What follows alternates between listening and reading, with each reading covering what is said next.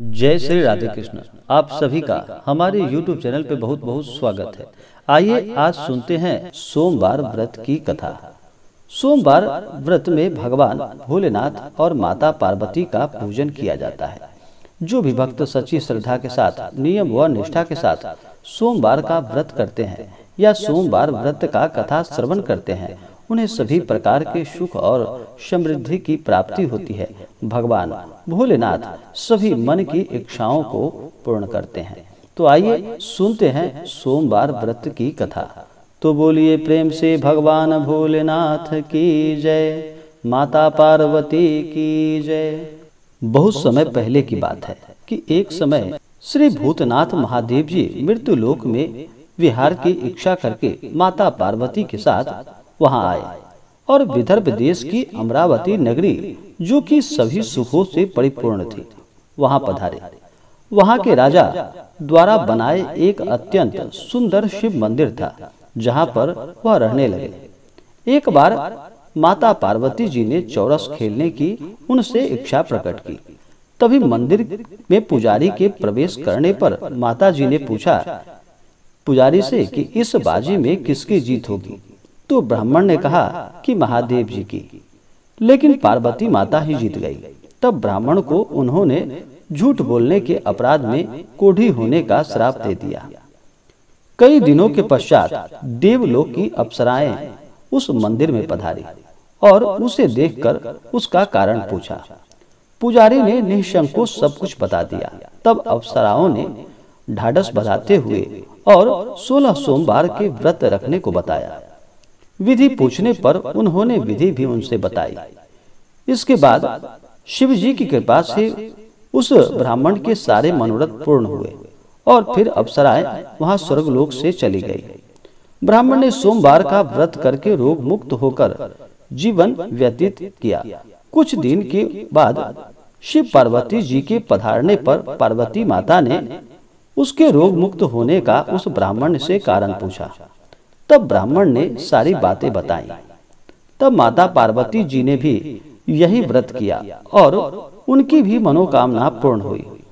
उनके रूठे पुत्र कार्तिकेय जी माता के आज्ञाकारी हुए, परंतु कार्तिकेय जी ने अपने विचार परिवर्तन का उनसे कारण पूछा।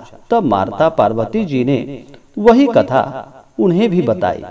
उसके बाद उनसे उनके मित्र ब्राह्मण ने पूछकर फिर यही व्रत किया। फिर वह ब्राह्मण विदेश चला गया और एक राजा के यहाँ स्वयंवर में गया। वहां राजा ने प्रण किया था कि एक हथिनी एक माला जिसके गले में डालेगी वही अपनी पुत्री, उसी से उसका विवाह करेगा। वहां शिव कृपा से हथिनी ने माला उस ब्राह्मण के गले में डाल दी। राजा ने उससे अपनी पुत्री का विवाह करा दिया।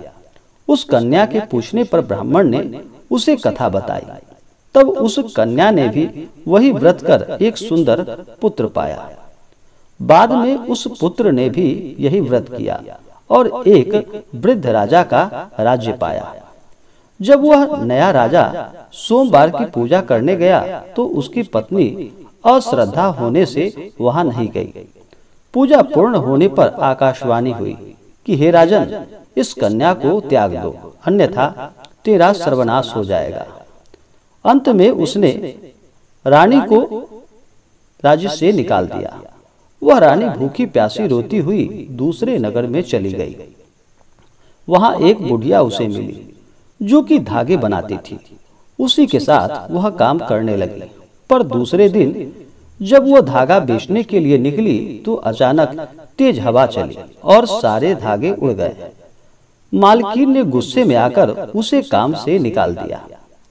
फिर रोते फिरते वह एक तेली के घर पहुंची। तेली ने उसे रख लिया, पर भंडार घर में जाते ही तेल के बर्तन गिर गए और तेल वहां बह गया। तो उस तेली ने भी उसे घर से निकाल दिया। इस प्रकार सभी जगह से निकाले जाने के बाद वह एक सुंदर वन में पहुंची। वहां के तालाब से पानी पीने के लिए जब बढ़ी तो तालाब सूख गया। थोड़ा पानी बचा था जो कि कीटों से युक्त था। उसी पानी को पीकर वो एक वृक्ष के नीचे बैठ गई, पर तुरंत उस वृक्ष के पत्ते झड़ गए।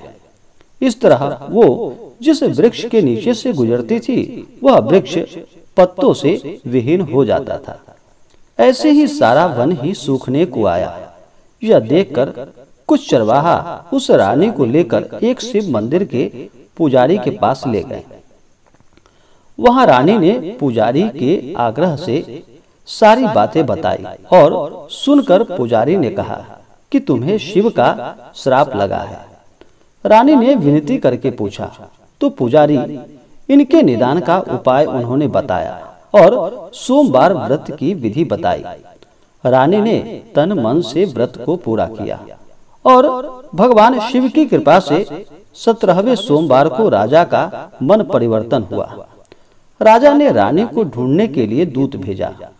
पता लगने पर बाद में राजा ने बुलावा भेजा, पर पुजारी ने कहा कि राजा को स्वयं भेजो। इस पर राजा ने विचार किया और स्वयं वहां पहुंचा। फिर रानी को लेकर दरबार पहुंचे और उनका स्थान उन्हें प्रदान किया। संपूर्ण शहर में खुशियां मनाई गई।